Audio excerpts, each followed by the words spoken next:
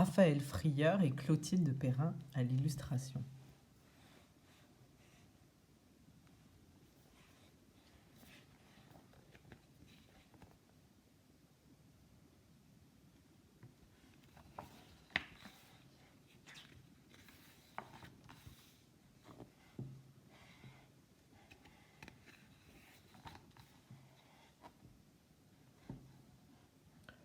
Monsieur Cyril ne met presque jamais le nez dehors. Il préfère rester chez lui. Seulement parfois, il n'a pas le choix. Et ce matin, il n'a plus de café. Il a cherché dans tous les placards de sa cuisine, pas le moindre grain de café. Alors, il décide de sortir de chez lui.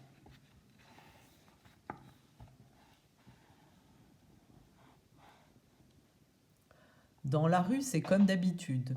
Tout le monde se retourne sur lui, parfois en rigolant ou en grimaçant, mais toujours en s'étonnant.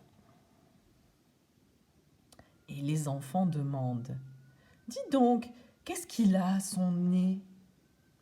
Il faut dire que le nez de Monsieur Cyril n'est pas banal.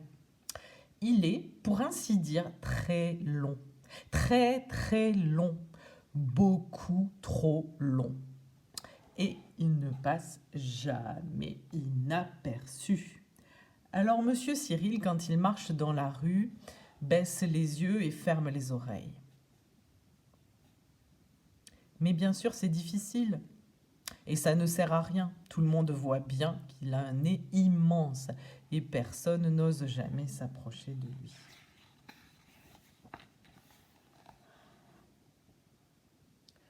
Le voilà enfin chez lui. Il range toutes ses provisions et sort le paquet de café. Il l'ouvre. Et là, le temps d'un frisson, il n'y a plus autour de Monsieur Cyril que l'odeur de ces grains de café broyés. Et ce parfum, si fort et si doux à la fois, tellement chaud et presque humide, s'enfonce dans son être et se promène en lui.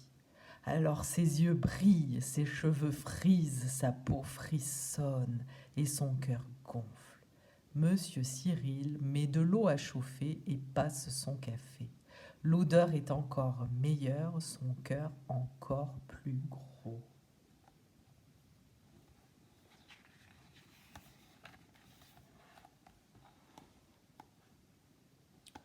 Le voilà prêt. Il s'installe devant son chevalet. Il oublie les regards surpris de la rue. Il peint. Toute la journée, il écoute son cœur et il peint ce qu'il entend. Il oublie de manger. Il oublie de dormir. Et toute la nuit, il écoute son cœur et il peint. Jusqu'à ce qu'au matin, à l'aube, enfin, il s'endorme, épuisé, mais en paix.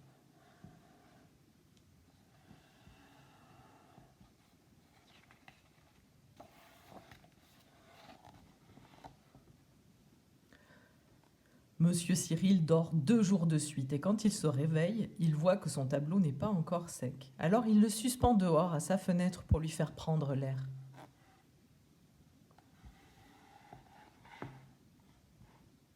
Bien sûr, il a très faim. Alors il ouvre les placards de sa cuisine et il grignote ce qui lui tombe sous la main. En même temps, il allume le feu sous la poêle et y verse un filet d'huile d'olive. Dès qu'elle frémit, il y ajoute des lamelles d'oignon, une tranche de thon, 2 tomates coupées, 3 gousses d'ail écrasées et quelques brins d'herbe. Le tout se met à rissoler et subitement, il n'y a plus, autour de Monsieur Cyril, que le parfum de ce plat mijoté. Alors ses yeux brillent, ses cheveux frisent, sa peau frissonne et son cœur gonfle.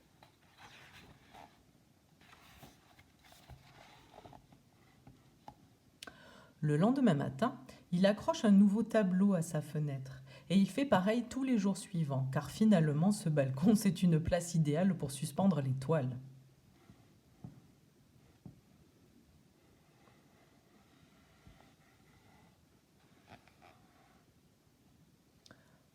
Un mois plus tard, tout en bas, dans la rue, il y a plein de monde au pied de l'immeuble. Tous lèvent la tête pour admirer les peintures qui sèchent au gré du vent. La jolie Roxane est dans la foule. Ses yeux brillent, ses cheveux frisent, sa peau frissonne et son cœur gonfle.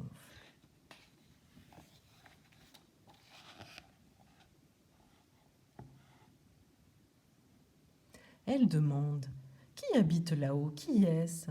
Ah, ma chère, si vous saviez, un brave homme sans doute, mais comment dire?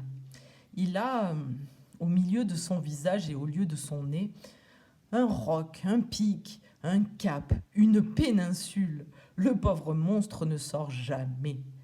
Bien sûr, elle n'entend pas la dame lui répondre, puisqu'elle écoute son cœur, et son cœur lui chante d'aller frapper à la porte de Monsieur Cyril.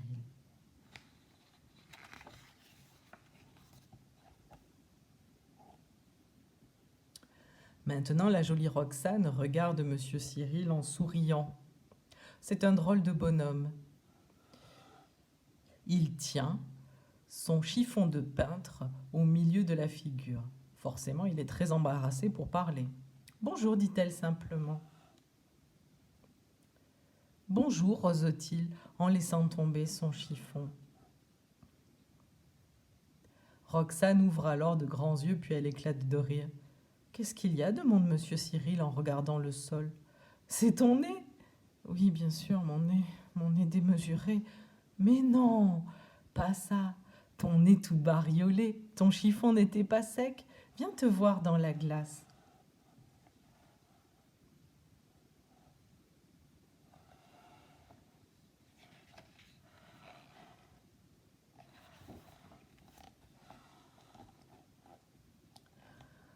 Devant son reflet, Monsieur Cyril, pour une fois, ne se sent pas triste. Il a même envie de rire lui aussi. « Attends, regarde ça, dit-il en attrapant un pinceau. Je rajoute un peu de vert et de blanc. Que dis-tu de cette montagne-là ? Elle me plaît beaucoup. Je voudrais te regarder peindre, s'il te plaît. » Jusqu'au soir, Monsieur Cyril peint dans la douce odeur du café, en écoutant fredonner le cœur de sa nouvelle amie. De temps en temps, il soulève le couvercle de la cafetière et hume le petit nuage qui s'échappe. La jolie Roxane ne le quitte pas des yeux.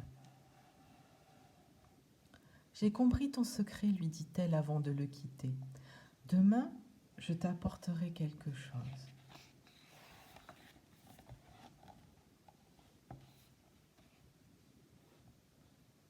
Le lendemain, elle vient le voir avec un bouquet de jasmin.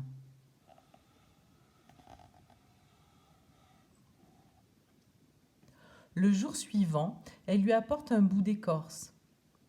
Et chaque jour, une nouvelle surprise. Résine de pin, coquilles d'oursin, racines d'herbes sauvages, peau de terre noire, graines de coriandre, feuilles de menthe.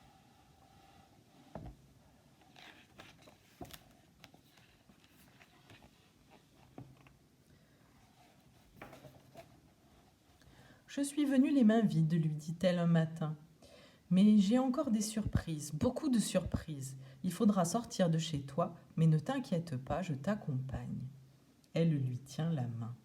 « Lève bien le nez et ferme les yeux, lui dit-elle. Il traverse le marché, au milieu du monde et du bruit.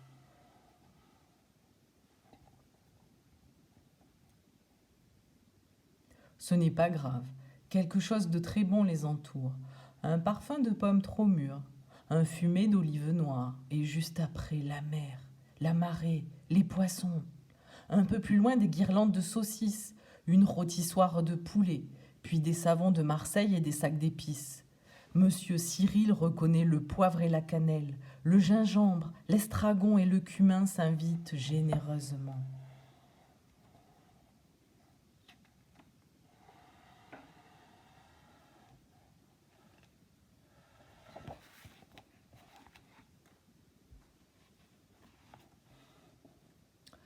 Les voilà dans la gare, du bruit encore, et cette fois, l'odeur des frottements de frein, des journaux du kiosque fraîchement déballés.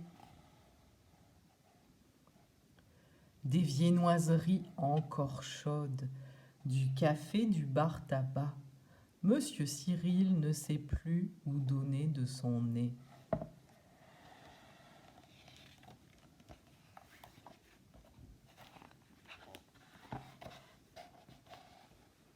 Le train les dépose au milieu d'une campagne silencieuse.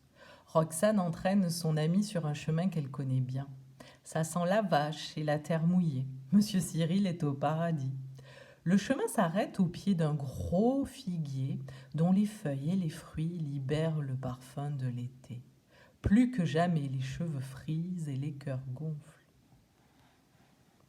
La jolie Roxane dépose alors un baiser sur les lèvres de Cyril. Et sur le champ, il installe son cheval et déballe ses couleurs et ses pinceaux et compose son plus beau tableau.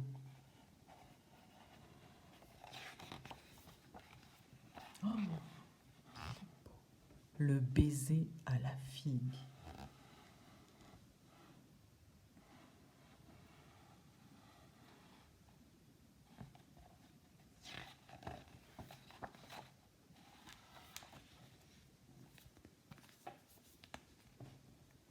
Et voilà, c'est fini.